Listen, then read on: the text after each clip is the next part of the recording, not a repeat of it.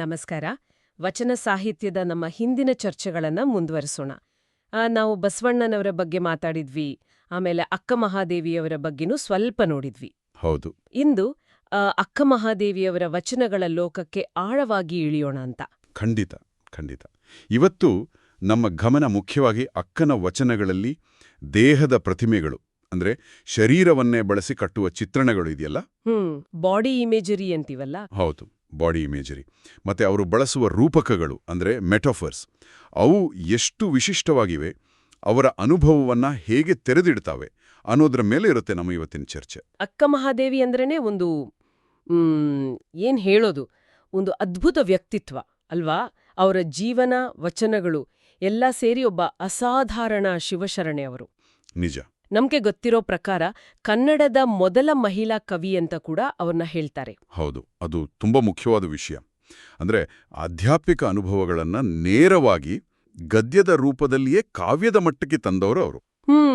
ಮೊದಲಿಗರಲ್ಲಿ ಅಕ್ಕನೂ ಒಬ್ರು.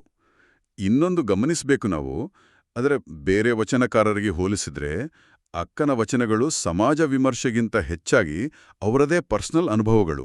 ಹೌದು, ವೈಯಕ್ತಿಕವಾದದ್ದು ಜಾಸ್ತಿ ಅಲ್ವಾ. ಹೌದು, ಅವರ ಒಳಗಿನ ತುಡಿತ, ತಳಮಳ ಅದರ ಸುತ್ತನೇ ಹೆಣ್ಕೊಂಡಿರ್ತವೆ. ಇದು ಅವರ ಅಭಿವ್ಯಕ್ತಿಗೆ ಒಂದು ವಿಶೇಷವಾದ ಆಳ ಕೊಡುತ್ತೆ. ಹಾಗಾದ್ರೆ ಸ್ಪಷ್ಟವಾಯ್ತು. ಇವತ್ತು ನಾವು ಅಕ್ಕನ ವಚನಗಳಲ್ಲಿರೋ ಆ ರೂಪಕಗಳು, ಆ ದೇಹ ಪ್ರತಿಮೆಗಳು, ಅವರ ಅನುಭವದ ತೀವ್ರತೆ, ಆ ಸ್ವಂತಿಕೆ, ಅದನ್ನೆಲ್ಲ ಹೇಗೆ ಹಿಡಿದಿಡುತ್ತೆ ಅಂತ ನೋಡೋಣ. ಸರಿ.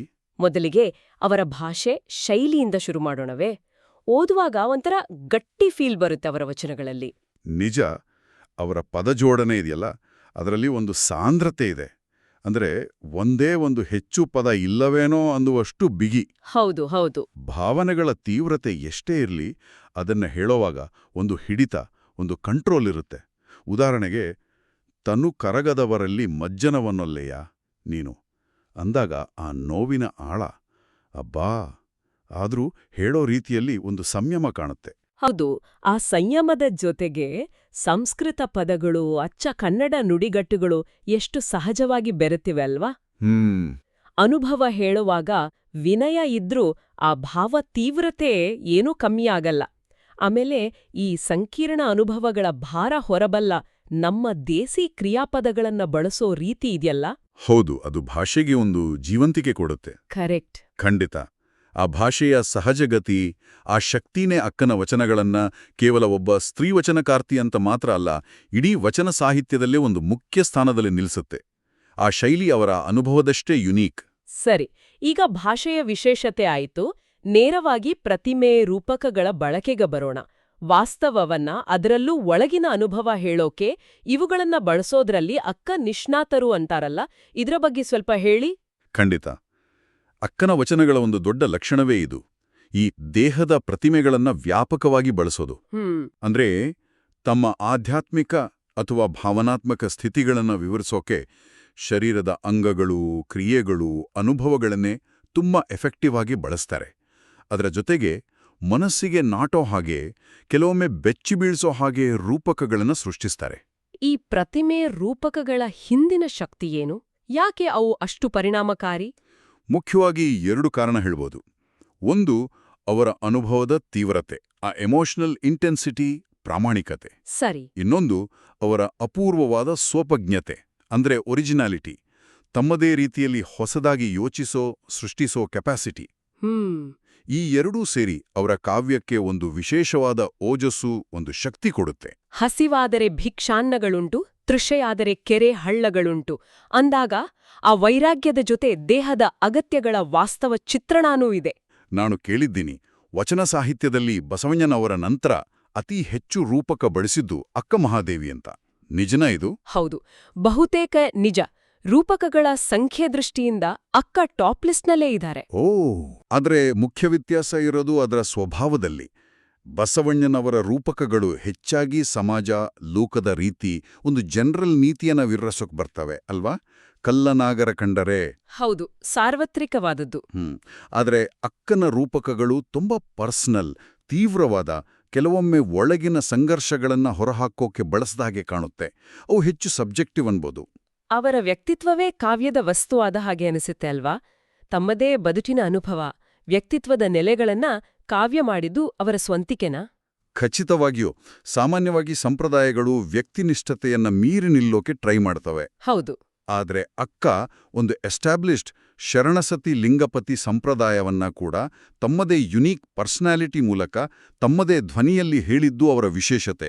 ವಿಮರ್ಶಕರು ಹೇಳ್ತಾರಲ್ಲ, ಅವರ ವಚನಗಳಲ್ಲಿ ಒಂದು ವಿಶಿಷ್ಟವಾದ ಸ್ವಭಾವಲಯ ಇದೆ ಅಂತ. ಅದು ಅಕ್ಕನದೇ ಮನೋಧರ್ಮದಲ್ಲಯ. ಅಂದ್ರೆ ತಮ್ಮ ವ್ಯಕ್ತಿತ್ವವನ್ನೇ ಒಂದು ರೀತಿ ಡ್ರಾಮಟೈಸ್ ಮಾಡಿ ಮುಂದೆ ಇಟ್ಟು ಅದರ ಮೂಲಕ ಆಧ್ಯಾತ್ಮಿಕ ಅನುಭವ ಹಂಚ್ಕೊಳ್ಳೋ ರೀತಿ. ಇದು ತತ್ವಜ್ಞಾನಿಗಿಂತ ಕೇವಲ ಅನುಭಾವಿಗಿಂತ ಒಬ್ಬ ಕವಿಗೆ ಹೆಚ್ಚು ಹತ್ರ ಅನ್ಸುತ್ತೆ. ಹೌದು. ಆ ಒಂದು ನಾಟಕೀಯತೆ, ಆ ತೀವ್ರ ಅಭಿವ್ಯಕ್ತಿ ಅವರ ಸ್ಟೈಲ್ನ ಭಾಗ. ಇಲ್ಲೇ ನಾವು ಅಕ್ಕ ಶರಣಸತಿ ಲಿಂಗಪತಿ ಸಂಪ್ರದಾಯ ಬಳಸಿದ ರೀತಿಯ ಬಗ್ಗೆ ಮಾತಾಡಬೇಕು.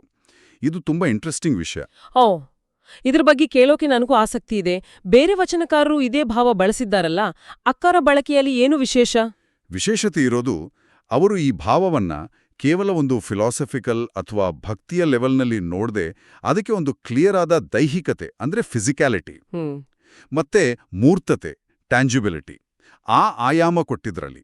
ಅಂದ್ರೆ ಶರಣೆ ತಾನು ಮತ್ತು ಲಿಂಗ ಚೆನ್ನಮೈಲಿಕಾರ್ಜುನ ನಡುವಿನ ಸಂಬಂಧವನ್ನ ಅವ್ರು ಹೆಚ್ಚು ನಮ್ಮ ಸೆನ್ಸಸ್ಗೆ ಗೊತ್ತಾಗೋ ಹಾಗೆ ಕೆಲವೊಮ್ಮೆ ಫಿಸಿಕಲ್ ಅನ್ನೋ ಮಟ್ಟಿಗೆ ಚಿತ್ರಿಸ್ತಾರೆ. ದೈಹಿಕತೆ ಮೂರ್ತತೆ ಅಂದ್ರೆ ಹೇಗೆ? ಉದಾಹರಣೆ ಕೊಡಿ. ಖಂಡಿತ. ಅವರ ಕೆಲವು ವಚನಗಳು ಈ ದೃಷ್ಟಿಯಿಂದ ಬಹಳ ಸ್ಟ್ರೈಟ್ ಫಾರ್ವರ್ಡ್. ಉದಾಹರಣೆಗೆ, ಹೆಣ್ಣು ಮಾಯೆ ಎಂದೊಡೆ ಹೆಣ್ಣು ಕಂಡು ಹೆರರ್ ನಗುವರಯ್ಯ, ಹೆಣ್ಣು ಬಿಟ್ಟ ಬಳಿಕ ಆಕೆಯನಾರು ಕೂಡಿಕೊಂಡರೇನು, ಈ ಥರದ ಸಾಲುಗಳು. ಇಲ್ಲಿನ ಧ್ವನಿ, ಅಲ್ಲಿನ ಪ್ರಶ್ನೆ ಸಂಪ್ರದಾಯದ ಚೌಕಟ್ಟನ್ನ ಮೀರಿ ನಿಲ್ಲುತ್ತೆ. ಹೌದು. ಅಥವಾ ಹುಟ್ಟುಡುಗೆಯನುಟ್ಟು ತೊಟ್ಟುಗೆಯ ಬೇರೆ ಬಯಸುದೊಡೆಂತಪ್ಪನೆಯ ಚೆನ್ನಮಲ್ಲಿಕಾರ್ಜುನ ಅಂದಾಗ ಆ ಹುಟ್ಟುಡುಗೆ ಅಂದ್ರೆ ದಿಗಂಬರ ಸ್ಥಿತಿ ಅದು ಕೇವಲ ತಾತ್ವಿಕ ಸಿಂಬಲ್ ಆಗಿ ಉಳಿಯಲ್ಲ, ಒಂದು ಸ್ಟ್ರಾಂಗ್ ಆದ ದೈಹಿಕ ರಿಯಾಲಿಟಿಯಾಗಿ ನಮ್ಮನ್ನ ತಟ್ಟುತ್ತೆ. ಇದು ನಿಜಕ್ಕೂ ದಿಟ್ಟ ಅಭಿವ್ಯಕ್ತಿ. ಅಂದ್ರೆ ಆ ಶರಣಸತಿ ಲಿಂಗಪತಿ ಭಾವದ ಎಲ್ಲಾ ಸಾಧ್ಯತೆಗಳನ್ನ ಅಂಚುಗಳನ್ನು ಮುಟ್ಟಿ ನೋಡಿದಾರೆ ಅನ್ಸುತ್ತೆ. ಬಹುಶಃ ಹೌದು. ಅವರಲ್ಲಿದ್ದ ಭಾವತೀವ್ರತೆ ಇದೆಯಲ್ಲ, ಅದು ಸಾಮಾನ್ಯದ್ದಲ್ಲ. ಕೆಲವು ವಿಮರ್ಶಕರು ಅದನ್ನ ಉನ್ಮಾದದ ಮಟ್ಟಕ್ಕೆ ಹೋಲಿಸ್ತಾರೆ. ಹೌದಾ? ಉನ್ಮಾದವೇ? ಅಷ್ಟು ತೀವ್ರವಾಗಿತ್ತು ಅಂತ ವಿಶ್ಲೇಷಣೆ ಮಾಡ್ತಾರೆ. ಈ ಪರಮೋಚ್ಚ ಭಾವಾವೇಶವೇ ಅವರಿಗೆ ಅಂದಿನ ಸಮಾಜದ ನೈತಿಕ ಕಟ್ಟುಪಾಡು ಸಂಕೋಚಗಳನ್ನ ದಾಟಿ ನಿಲ್ಲೋಕೆ ಒಂದು ಶಕ್ತಿ ಕೊಟ್ಟಿರ್ಬೋದು. ಅವರು ತಮ್ಮ ಅನುಭವಕ್ಕೆ ಕಂಪ್ಲೀಟಾಗಿ ಪ್ರಾಮಾಣಿಕರಾಗಿದ್ರು. ಈ ತರಹದ ದೈಹಿಕತೆ ಆಮೇಲೆ ಸ್ವಲ್ಪ ಲೈಂಗಿಕ ಅನ್ನಬಹುದಾದ ಪ್ರತಿಮೆಗಳ ಬಗ್ಗೆ ಕನ್ನಡ ವಿಮರ್ಶೆಯಲ್ಲಿ ಹೆಚ್ಚು ಚರ್ಚೆಯಾಗಿದೆಯಾ? ಖಂಡಿತವಾಗಿಯೂ. ಇದು ಕನ್ನಡ ಸಾಹಿತ್ಯ ವಿಮರ್ಶೆಯ ಒಂದು ಸೆನ್ಸಿಟಿವ್ ಆದ್ರೂ ಮುಖ್ಯವಾದ ಚಾಪ್ಟರ್. ವಿಶೇಷವಾಗಿ ಎಂ.ಜಿ. ಕೃಷ್ಣಮೂರ್ತಿ, ಎಚ್.ಎಂ. ಚೆನ್ನಯ್ಯವರಂತಹ ವಿಮರ್ಶಕರು ಅಕ್ಕನ ವಚನಗಳಲ್ಲಿದ್ದ ಈ ಲೈಂಗಿಕ ಪ್ರತಿಮೆಗಳು, ಅದರ ಹಿಂದಿನ ಕಾಂಪ್ಲೆಕ್ಸ್ ಅರ್ಥಗಳು, ಅವು ಹೇಗೆ ಅಕ್ಕನ ಆಧ್ಯಾತ್ಮಿಕ ಹುಡುಕಾಟದ ಭಾಗ ಆಗಿದ್ವು ಅನ್ನೋದನ್ನ ಆಳವಾಗಿ ಅನಲೈಸ್ ಮಾಡಿದ್ದಾರೆ. ಅವರು ಈ ಸಾಲುಗಳಲ್ಲಿ ಬರೀ ಭಕ್ತಿ ಮಾತ್ರ ಅಲ್ಲ, ಒಂದು ತೀವ್ರವಾದ ಶಾರೀರಿಕ ತುಡಿತ, ಸೋಷಿಯಲ್ ನಾರ್ಮ್ಸ್ ಪ್ರಶ್ನಿಸೋ ಧೈರ್ಯವನ್ನು ಗುರುತಿಸಿದ್ರು. ಇದು ಅಕ್ಕನ ವಚನಗಳ ಓದಿಗೆ ಹೊಸ ಡೈಮೆನ್ಷನ್ ಕೊಡ್ತು. ಈ ಶರಣಸತಿ ಲಿಂಗಪತಿ ಭಾವದಲ್ಲಿ ಕಾಣೋ ನೇರ ಮಾತು, ಈ ದೈಹಿಕತೆಯ ಟಚ್ ಇದೆಯಲ್ಲ, ಇದು ಅಕ್ಕನ ಬೇರೆ ವಿಚಾರಗಳ ಮೇಲೂ ಪ್ರಭಾವ ಬೀರಿತಾ? ಈಗ ಮಾಯೆಯ ಕಲ್ಪನೆ ಬಗ್ಗೆ ಅವರ ನಿಲುವು ಚಳುವಳಿಯ ಭಾಗವಾಗಿದ್ರೂ ಇದ್ರ ಬಗ್ಗೆ ಅವರ ವ್ಯಾಖ್ಯಾನ ಬೇರೆ ಇತ್ತು ಅಂತ ಕೇಳಿದ್ದೀನಿ. ಹೌದು, ಅದು ಕೂಡ ಅಕ್ಕನ ವಿಶೇಷತೆ ತೋರಿಸೋ ಇನ್ನೊಂದು ಮುಖ್ಯ ಪಾಯಿಂಟ್. ಸಾಮಾನ್ಯವಾಗಿ ವಚನ ಚಳುವಳಿಯಲ್ಲಿ, ಇಂಡಿಯನ್ ಫಿಲಾಸಫಿಯಲ್ಲಿ ಮಾಯೆ ಅಂದ್ರೆ ಈ ಪ್ರಪಂಚದ ತೋರಿಕೆ, ಇಲ್ಯೂಷನ್, ಭ್ರಮೆ. ಹೌದು, ಜೀವಿಗಳನ್ನ ಆಸೆ ಆಮಿಷಗಳಲ್ಲಿ ಬಂಧಿಸೋ ಸಾಧನ. ವಚನಕಾರರಿದನ್ನ ಸಾಮಾನ್ಯವಾಗಿ ಹೆಣ್ಣು, ಹೊನ್ನು, ಮಣ್ಣು ಅಂತ ಹೇಳ್ತಾರೆ, ಲೌಕಿಕ ಆಕರ್ಷಣೆಗಳ ಸಿಂಬಲ್. ಆದ್ರೆ ಅಕ್ಕ ಹೇಗೆ ನೋಡಿದ್ಲು ಇದನ್ನ? ಅಕ್ಕ ಒಂದು ರೆವಲ್ಯೂಷನರಿ ಅನ್ನಬಹುದಾದ ಮಾತು ಹೇಳ್ತಾರೆ. ಹೆಣ್ಣಿಗೆ ಗಂಡು ಮಾಯೆ, ಗಂಡಿಗೆ ಹೆಣ್ಣು ಮಾಯೆ. ನೋಡಿ ಎಷ್ಟು ಮುಖ್ಯವಾದ ಬದಲಾವಣೆ. ಓ ಹೌದು. ಮಾಯೆಯನ್ನ ಕೇವಲ ಹೆಣ್ಣು, ಹೊನ್ನು, ಮಣ್ಣಿಗೆ ಸೀಮಿತಗೊಳಿಸೋ ಅಂದಿನ ಪುರುಷ ಕೇಂದ್ರಿತ ದೃಷ್ಟಿಯನ್ನ ಇದು ಪ್ರಶ್ನಿಸುತ್ತೆ. ಮಾಯೆ ಅನ್ನೋದು ಜೆಂಡರ್ ನ್ಯೂಟ್ರಲ್. ಗಂಡಿಗೆ ಹೆಣ್ಣು ಹೇಗೆ ಮಾಯೆಯೋ ಹೆಣ್ಣಿಗೆ ಗಂಡನು ಹಾಗೆ ಮಾಯೆ ಆಗ್ಬಲ್ಲ ಅಂತ ಹೇಳೋ ಮೂಲಕ ಆ ಕಲ್ಪನೆಗೆ ಒಂದು ಬ್ಯಾಲೆನ್ಸ್, ಒಂದು ಸ್ತ್ರೀ ದೃಷ್ಟಿಕೋನ ತಂದುಕೊಡ್ತಾರೆ. ಇದು ನಿಜಕ್ಕೂ ಗಮನಿಸಬೇಕಾದ ವ್ಯತ್ಯಾಸ. ಆಗ್ಲೇ ನಾವು ಹೋಲಿಕೆ ಮಾಡಿದ್ವಿ, ಬಸವಣ್ಣನವರ ವಚನಗಳಲ್ಲಿ ಲೌಕಿಕ ಆಸೆ ಪಶುವಿನೆದುರು ಹಸಿರು ಅನ್ನೋ ಹಾಗೆ ಸ್ವಲ್ಪ ಜನರಲ್ ರೂಪಕ ಆದ್ರೆ, ಅಕ್ಕನಲ್ಲಿ ಅದು ನೇರವಾಗಿಯೇ ಕಾಮವಾಗಿಯೇ ಕಾಣಿಸುತ್ತೆ ಅಂತ ಹೇಳಬಹುದಾ? ಹೌದು, ಆ ಹೋಲಿಕೆ ಇಲ್ಲಿ ಕರೆಕ್ಟ್.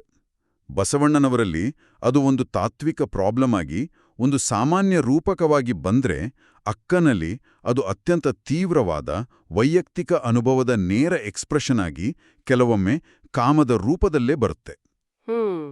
6 ಅಡಿ ಜಾಗವ ಕೊಂಡು 3 ಅಡಿ ಸಮಾಧಿಯ ಮಾಡಿ ಅನ್ನೋವಾಗ ಬರೋ ದೇಹದ ರಿಯಾಲಿಟಿಯ ಹಾಗೆ ಇಲ್ಲಿ ಭಾವದ ರಿಯಾಲಿಟಿಯನ್ನ ಅವರು ನೇರವಾಗಿ ಫೇಸ್ ಮಾಡ್ತಾರೆ. ಇದು ಅವರ ಅನುಭವದ ಪ್ರಾಮಾಣಿಕತೆಗೆ, ಆ ತೀವ್ರತೆಗೆ ಹಿಡಿದ ಕನ್ನಡಿ. ಅಂದ್ರೆ ತಮ್ಮ ನಿಜ ಜೀವನದ ನಿಜ ಅನುಭವಗಳನ್ನೇ ಕಲಾತ್ಮಕವಾಗಿ ರೂಪಕವಾಗಿಸೋ ವಿಶಿಷ್ಟ ಶಕ್ತಿ ಅಕ್ಕನ ವಚನಗಳಲ್ಲಿದೆ. ಖಂಡಿತವಾಗಿ. ಅಷ್ಟೇ ಅಲ್ಲ, ತಮ್ಮ ಬದುಕಿನ ಅತ್ಯಂತ ನೋವಿನ, ಸಂಘರ್ಷದ ಘಟನೆಗಳನ್ನೇ ಮನುಷ್ಯನ ಮನಸ್ಸಿನ ಮೂಲ ರೂಪದ ಪ್ರತಿಮೆಗಳಾಗಿ, ಅಂದ್ರೆ ಆರ್ಕಿಟೈಪ್ಸ್ ಆಗಿ ಆರ್ಕಿಟೈಪ್ಸ್ ಪರಿವರ್ತಿಸೋ ಕೆಪಾಸಿಟಿ ಅವರಲ್ಲಿದೆ. ಉದಾಹರಣೆಗೆ, ಕೌಶಿಕನ ಜೊತೆಗಿನ ಸಂಬಂಧದ ಕಥೆಯನ್ನ ಕೇವಲ ಒಂದು ಪರ್ಸನಲ್ ಘಟನೆ ಅಂತ ನೋಡದೆ, ಅದನ್ನ ಲೌಕಿಕ ಬಂಧನ ಮತ್ತು ಆಧ್ಯಾತ್ಮಿಕ ಬಿಡುಗಡೆಯ ನಡುವಿನ ಒಂದು ಯೂನಿವರ್ಸಲ್ ಸಂಘರ್ಷದ ಪ್ರತಿಮೆಯಾಗಿ ಓದ್ಕೊಳ್ಳಬಹುದು. ಇಲ್ಲಿ ಇನ್ನೊಂದು ಪಾಯಿಂಟ್ ಕೂಡ ನಾವು ಗಮನಿಸಬೇಕು ಅನ್ಸುತ್ತೆ. ಅಕ್ಕನ ವಚನಗಳಲ್ಲಿ ಸಮಾಜದ ತಪ್ಪು ಸರಿಗಳ ವಿಮರ್ಶೆಗಿಂತ ಹೆಚ್ಚಾಗಿ ಅವರದೇ ಆದ ಸ್ವವಿಮರ್ಶೆ, ಸೆಲ್ಫ್ ಕ್ರಿಟಿಸಿಸಂ. ಹೌದು, ತಮ್ಮ ಒಳಗಿನ ಹೋರಾಟವೇ ಮುಖ್ಯವಾಗಿ ಕಾಣಿಸುತ್ತೆ ಅಲ್ವಾ? ನಿಖರವಾಗಿ ಹೇಳಿದ್ರಿ. ಅವರ ಹೋರಾಟ ಹೆಚ್ಚಾಗಿ ತಮ್ಮ ಒಳಗಿನ ದ್ವಂದ್ವಗಳ ವಿರುದ್ಧ, ತಮ್ಮ ಮನುಷ್ಯ ಸಹಜವಾದ ಮಿತಿಗಳ ವಿರುದ್ಧ. ಅದಕ್ಕೆ ಅವರ ಕಾವ್ಯದಲ್ಲಿ 2 ಮುಖ್ಯ ಗುಣಗಳು ಎದ್ದು ಕಾಣುತ್ತೆ. ಒಂದು, ತೀವ್ರವಾದ ವೇದನೆ, ಸಫರಿಂಗ್. ಇನ್ನೊಂದು, ಆ ವೇದನೆಯನ್ನ ಮೀರಕ್ಕೆ ದೇವರಲ್ಲಿ ಕಂಪ್ಲೀಟ್ ಆಗಿ ತಮ್ಮನ್ನ ನಿವೇದನೆ ಮಾಡ್ಕೊಳ್ಳೋದು, ಸರೆಂಡರ್ ಆಗೋದು. ಸರಿ. ಆ ವಿರಹದ ನೋವು, ಆ ತುಡಿತ, ಆ ಸಂಘರ್ಷ ಅದನ್ನೆಲ್ಲ ಅನುಭವಿಸಿ ಕೊನೆಗೆ ಅದನ್ನೆಲ್ಲ ತಮ್ಮ ಪ್ರಿಯತಮ ಚೆನ್ನಮಲ್ಲಿಕಾರ್ಜುನನಿಗೆ ಅರ್ಪಿಸ್ಬಿಡೋ ಒಂದು ಪ್ರಾಸೆಸ್ ಅವರ ವಚನಗಳಲ್ಲಿ ಕಂಟಿನ್ಯೂಯಸ್ ಆಗಿ ನಡೆಯುತ್ತೆ. ಅವರ ವಚನಗಳ ಬಗ್ಗೆ ಒಂದು ಸುಂದರವಾದ ಹೋಲಿಕೆ ಇದೆ. ಅಕ್ಕನ ವಚನಗಳು ವಚನ ವಾಂಗ್ಮಯವೆಂಬ ಮಂದಿರಕ್ಕೆ ಕಟ್ಟಿದ ಹಸಿರು ತೋರಣದಂತಿವೆ ಅಂತ. ಕೇಳೋಕೆ ಎಷ್ಟು ಚೆನ್ನಾಗಿದೆ. ಅದರಲ್ಲಿ ಫ್ರೆಶ್ನೆಸ್ ಇದೆ, ಸೌಂದರ್ಯ ಇದೆ, ಒಂದು ಮಂಗಳಕರ ಸ್ವಾಗತ ಇದೆ, ಒಂದು ಜೀವಂತಿಕೆ ಇದೆ. ಹೌದು ಹೌದು. ಅಕ್ಕನ ವಚನಗಳು ವಚನ ಸಾಹಿತ್ಯಕ್ಕೆ ಇದೆಲ್ಲವನ್ನೂ ತಂದುಕೊಟ್ಟವು. ಅವುಗಳಲ್ಲಿ ಭಾವುಕತೆ, ಆರ್ದ್ರತೆ, ಪ್ರಾಮಾಣಿಕತೆ ಎಲ್ಲವೂ ಇದೆ. ಹಾಗಾಗಿ ಅಕ್ಕನ ವಚನಗಳನ್ನು ನಾವು ಪ್ಯೂರ್ ಭಾವಗೀತೆಗಳು ಅನ್ಬೋದು, ಅಥವಾ ಇನ್ನೂ ಒಂದು ಸ್ಟೆಪ್ ಮುಂದೆ ಹೋಗಿ ದೇವರ ಕುರಿತಾದ ಉತ್ಕಟ ಪ್ರೇಮಗೀತೆಗಳು, ಡಿವೈನ್ ಲವ್ ಸಾಂಗ್ಸ್ ಅಂದ್ರೂ ತಪ್ಪಿಲ್ಲ. ಒಟ್ಟಾರೆಯಾಗಿ ನೋಡಿದ್ರೆ ಅಕ್ಕ ಮಹಾದೇವಿ ತಮ್ಮ ವಚನಗಳಲ್ಲಿ ಈ ದೇಹದ ಪ್ರತಿಮೆಗಳು, ವಿಶಿಷ್ಟ ರೂಪಕಗಳು, ಆಮೇಲೆ ಶರಣಸತಿ, ಲಿಂಗಪತಿ, ಮಾಯೆಯಂತಹ ಕಾನ್ಸೆಪ್ಟ್ಗಳಿಗೆ ತಮ್ಮದೇ ವ್ಯಾಖ್ಯಾನ ಕೊಡೋ ಮೂಲಕ ತಮ್ಮ ತೀವ್ರವಾದ ವೈಯಕ್ತಿಕ ಅನುಭವ, ಆಧ್ಯಾತ್ಮಿಕ ಹಂಬಲ ಮತ್ತೆ ಅಂದಿನ ಸಮಾಜದ ಕಟ್ಟುಪಾಡುಗಳನ್ನ ಪ್ರಶ್ನಿಸೋ ಮೀರೋ ದಿಟ್ಟ ನಿಲುವನ್ನ ತುಂಬಾ ಪ್ರಾಮಾಣಿಕವಾಗಿ, ಕಲಾತ್ಮಕವಾಗಿ ಹೇಳಿದ್ದಾರೆ. ಹೌದು, ಈ ಮೂಲಕ ಅವರು ಕೇವಲ ವಚನ ಸಾಹಿತ್ಯಕ್ಕೆ ಮಾತ್ರ ಅಲ್ಲ, ಇಡೀ ಕನ್ನಡ ಸಾಹಿತ್ಯ ಪರಂಪರೆಗೆ ಮತ್ತು ಮುಖ್ಯವಾಗಿ ಸ್ತ್ರೀ ಅಭಿವ್ಯಕ್ತಿಯ ಪರಂಪರೆಗೆ ಕೊಟ್ಟಿರೋ ಕೊಡುಗೆಯಿಂದೆಲ್ಲ ಅದು ಯುನೀಕ್, ಅಪಾರವಾದದ್ದು. ನಿಜ. ಅವರ ಭಾಷೆ, ಶೈಲಿ, ಪ್ರತಿಮೆಗಳು, ರೂಪಕಗಳು ಎಲ್ಲವೂ ಅವರ ಅಸಾಧಾರಣ ವ್ಯಕ್ತಿತ್ವ, ಪ್ರತಿಭೆ ಮತ್ತೆ ಅವರು ಅನುಭವಿಸಿದ ಜೀವನದ ತೀವ್ರತೆಗೆ ಸಾಕ್ಷಿಯಾಗಿ ನಿಲ್ಲುತ್ತೆ.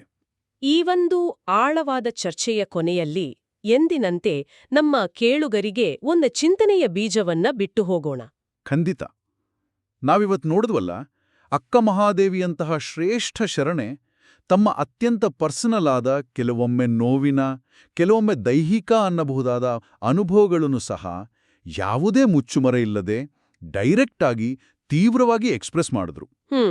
ಈಗ ನಮ್ಮ ಮುಂದಿರೋ ಪ್ರಶ್ನೆ, ಈ ರೀತಿಯ ಸಂಪೂರ್ಣ ಪ್ರಾಮಾಣಿಕ, ಓಪನ್ ಅಭಿವ್ಯಕ್ತಿ, ಅದು ನೋವಾಗಿರಲಿ, ವಿರಹವಾಗಿರಲಿ, ದೈಹಿಕ ತುಡಿತವೇ ಆಗಿರಲಿ, ಅವರ ಆಧ್ಯಾತ್ಮಿಕ ಗುರಿಯಾದ ಚೆನ್ನಮಲ್ಲಿಕಾರ್ಜುನನ ಐಕ್ಯವನ್ನ ಸಾಧಿಸೋಕೆ ಅಡ್ಡಿಯಾಯ್ತಾ ಅಥವಾ ಅದಕ್ಕೆ ಹೆಲ್ಪ್ ಆಯ್ತಾ, ಪೂರಕವಾಯ್ತೇ? ಓ, ಇದು ಒಳ್ಳೆ ಪ್ರಶ್ನೆ. ಅಂದ್ರೆ ಈ ತರಹದ ಎಕ್ಸ್ಪ್ರೆಷನ್ ಫ್ರೀಡಮ್ಗೂ ಸ್ಪಿರಿಚುವಲ್ ಸಾಧನೆಗೂ ನಡುವೆ ಇರೋ ನಿಜವಾದ ಸಂಬಂಧವಾದ್ರೂ ಏನು?